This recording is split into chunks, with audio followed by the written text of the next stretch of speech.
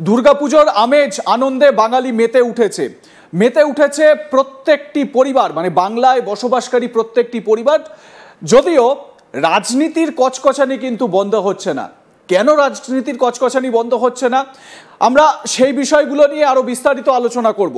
এবং সবথেকে গুরুত্বপূর্ণ হয়ে উঠেছে যে বিজেপি পশ্চিমবঙ্গে হিন্দুদের ভোট বা হিন্দু ভোট কনসলিডেট করে ক্ষমতায় আসার স্বপ্ন দেখছে, সেই বিজেপির কোনো নির্দিষ্টভাবে পুজো মানে দুর্গা পুজোর সেই রকম তোড়জোড় লক্ষ্য করা যাচ্ছে না। একমাত্র হাতের পাঁচ সজল ঘোষের সন্তোষ মিত্র স্কোয়ার। আমরা সেইটাতে আলোচনা করব অবশ্যই। আমার সঙ্গে এই মুহূর্তে স্টুডিওতে রয়েছেন আমার সহকর্মী সুজয় ঘোষ। আমি সুজয়ের সঙ্গে এই বিষয়ে বিস্তারিত আসবো। সুজয়, একটা প্রশ্ন যেটা উঠবেই খুব স্বাভাবিক, সেটা হচ্ছে গিয়ে যে বিজেপি তারা তো ভীষণ রকমভাবে চেষ্টা করছে হিন্দু ভোট, শুভেন্দু অধিকারী বারবার বলছেন হিন্দু ভোটকে এক হতে হবে, হিন্দু ভোট ভাগ হতে দিলে চলবে না। মমতা ব্যানার্জি হিন্দু ভোট ভাগাভাগি করার চেষ্টা করছেন, বিহারি হিন্দু, গুজরাটি হিন্দু, বাঙালি হিন্দু এইভাবে ভাগাভাগি করছেন। তাহলে যখন বাংলায় দাঁড়িয়ে এই কথাগুলো বলা হচ্ছে, বিজেপি যখন হিন্দুত্বের জায়গাটাকে বেশি করে জোর দিচ্ছে ক্ষমতায় আসার জন্য, তাহলে পশ্চিমবঙ্গে হিন্দুদের, শুধু পশ্চিমবঙ্গে না সারা দেশ জুড়ে হিন্দুদের অন্যতম বড় উৎসব এবং পশ্চিমবঙ্গের তো সেরা উৎসব বটেই, সেই দুর্গা পুজোয় বিজেপি কেন পিছিয়ে পড়ছে তৃণমূলের থেকে? না, এটা মানতেই হবে। আমরা যদি দেখি যে দুর্গাপুজোকে সামনে রেখে তৃণমূল কংগ্রেস যেভাবে জনসংযোগ করে, এবং এটা মানতেই হবে বিজেপি বিগত ৩-৪ বছর ধরে চেষ্টা করেও কিন্তু তৃণমূল কংগ্রেসের সেই জায়গাটার ধারে কাছেও যেতে পারছে না। এবং এটা তো মানতেই হবে যে এই দুর্গা পুজোকে কেন্দ্র করে একটা ব্যাপক আকারে জনসংযোগ এবং এলাকার সাধারণ মানুষের কাছে পৌঁছে যায় তৃণমূল কংগ্রেস। ইতিমধ্যে মমতা বন্দ্যোপাধ্যায় তিনি কিন্তু বলেছেন যে ৩,০০০-এরও বেশি পুজো উদ্বোধন তিনি নিজে হাতে করবেন, ভার্চুয়ালি করছেন, সশরীরে গিয়ে করছেন। এবং আমরা এবারে যেটা জানতে পেরেছিলাম যে নরেন্দ্র মোদীর পিএমও দপ্তরেও নাকি একটা বঙ্গ বিজেপির পক্ষ থেকে আবেদন জানানো হয়েছিল পুজো উদ্বোধন করার জন্য, না যে প্রধানমন্ত্রী পুজোর সময়তেও কলকাতাতে আসুন।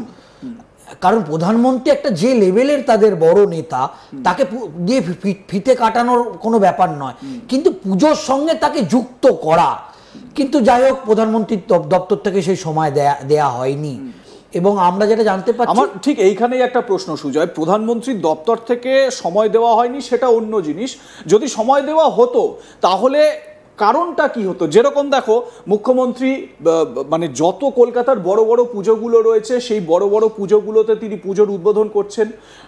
মুখ্যমন্ত্রী তিনি হচ্ছেন গিয়ে মানে প্রধান, যিনি এই পুজো উদ্বোধনের লিস্টে রয়েছেন রাজ্যে। তো পশ্চিমবঙ্গেও তো বিজেপিকে সেই রকমভাবে পুজোটাকে ফোকাস করতে হবে, পুজোটাকে তুলে ধরতে হবে। আমি যতদূর জানি যে বিজেপির একটি পুজো ইজেডসিসিতে প্রত্যেক বছর হয়, সেই পুজো মানে ২-৩ বছর ধরে হচ্ছে সেই পুজোরও তো নাকি এই ২-৩ বছরেই অনেকটা নাকি তোমার সেই মানে মানে মেজাজ কমে গেছে, অতটা নাকি সেরকমভাবে পুজো হচ্ছে না। একেবারেই ২০২১-এ আমার যেটা মনে পড়ছে যে একেবারে বিরাট এক আকারে ঢাকঢোল পিটিয়ে সেই পুজো মুকুল রায়ের আমলে সূচনা হয়েছিল এবং সেই পুজোর ভার্চুয়ালি প্রধানমন্ত্রী নরেন্দ্র মোদী উদ্বোধন করেছিলেন। কিন্তু আমরা দেখেছি যে যত সময় গড়িয়েছে একেবারে ঠিক সেই পুজোর ঝাঁজ একেবারে কমে গেছে। এই মুহূর্তে যদি বলা হয়, এবারেও সেই পুজো ইজেডসিসির পুজো হচ্ছে, আমাদের সাংস্কৃতিক সেলের পক্ষ থেকে রুদ্রনীল ঘোষ তাকে দায়িত্ব দেওয়া হয়েছে এই পুজোর উদ্বোধন করতে। অন্যদিকে আমরা যদি বলি, এটা ঠিকই কলকাতাতে শুধু রাজ্য সরকার বা মমতা বন্দ্যোপাধ্যায় 1,10,000 টাকা করে যে আর্থিক অনুদান, শুধু আর্থিক অনুদান না,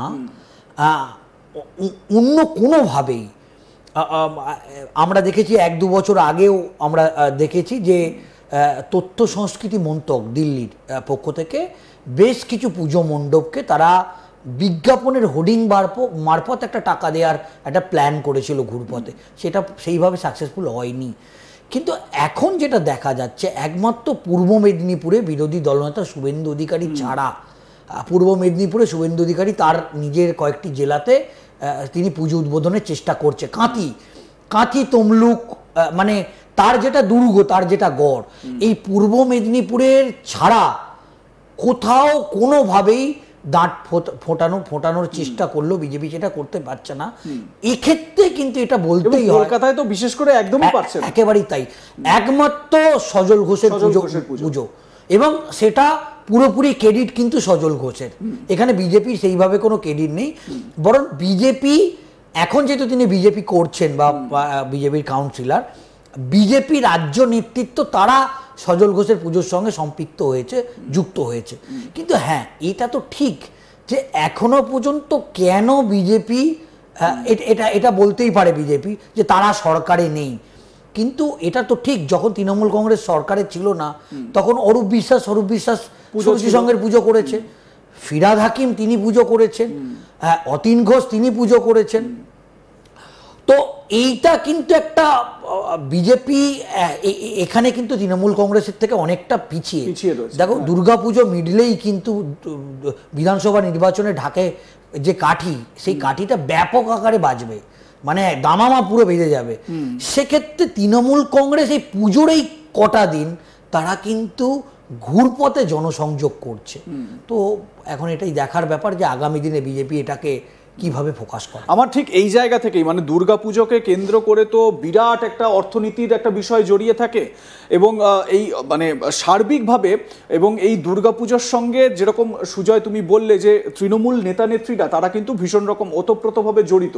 যেরকম এর আগে মানে যখন বিরোধী আসনে তৃণমূল কংগ্রেস ছিল সেই সময় আমরা কি জানতাম, সুরুচি সংঘের পুজো মানে দুই ভাইয়ের পুজো, অরূপ বিশ্বাস স্বরূপ বিশ্বাসের পুজো। আমরা কিন্তু এটা জানতাম না এটা তৃণমূল কংগ্রেসের পুজো। ববি হাকিমের পুজো, চেতলা অগ্রণী ফিরহাদ হাকিমের পুজো এই বলে আমরা জানতাম। শ্রীভূমির সুজিত বসুর পুজো আমরা এই বলে জানতাম। কিন্তু বিষয়টা হচ্ছে যে বিজেপির সেই নেতা কোথায়? বিজেপির নির্দিষ্টভাবে নেতারা তারা নিজেরা পুজো করছেন, তাদের একটা আইডেন্টিটি তৈরি করেছেন। ঠিক যেরকম তুমি বললে যে সজল ঘোষ এখন বিজেপি নেতা, বিজেপি কাউন্সিলর বলে আলোচনাটা হচ্ছে, কিন্তু এই রকম নামের মানে নিজেদের নামের পুজো সেটা কিন্তু কলকাতায় দেখা যাচ্ছে না। একেবারেই তাই। এবং যদি আমরা দেখি যে অরূপ বিশ্বাস, স্বরূপ বিশ্বাস বা ববি হাকিম, এদের সমতুল্য সেই এলাকায় যদি কোনো পুজো, যে পুজো বা বেহালার দিকে পুজো বিজেপি চেষ্টা করছে, এরকম নয় যে বিজেপি চেষ্টা করছে না, কিন্তু বিজেপি এখনো পর্যন্ত সেই এলাকার কোনো মাঝারি পুজো, আমি বড় পুজো বলছি না, সেই মাঝারি পুজোকেও কিন্তু টার্গেট করতে পারছে না।